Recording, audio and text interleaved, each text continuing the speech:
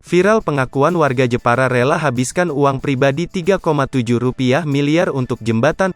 Viral di media sosial Twitter pengakuan salah seorang warga Kabupaten Jepara yang rela menghabiskan uang miliaran rupiah untuk membangun jembatan.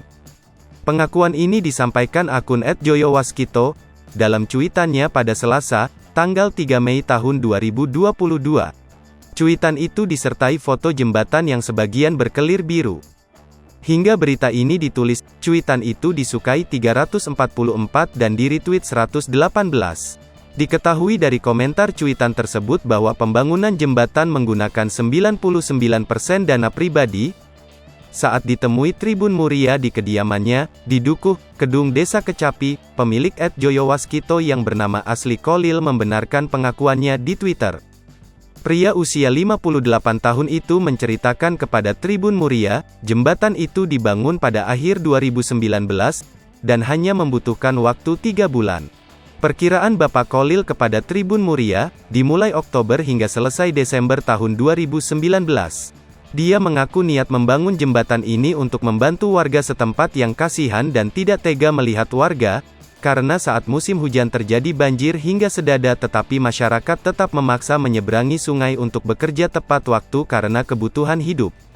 Warga juga memimpikannya punya jembatan agar tidak memutar sejauh 2 km kalau mau ke Jepara.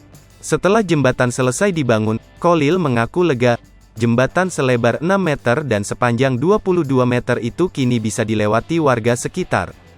Bapak 3 anak itu juga mengungkapkan dirinya rela merogoh kocek pribadinya 3,7 miliar rupiah untuk merampungkan pembangunan jembatan itu.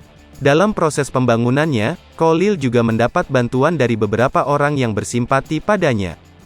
Ia mendapat 40 sak semen dari kepala desa setempat, 160 sak semen dari teman dekatnya, dan mendapat bantuan dana aspirasi dari salah seorang anggota DPRD Jepara untuk membangun pagar jembatan.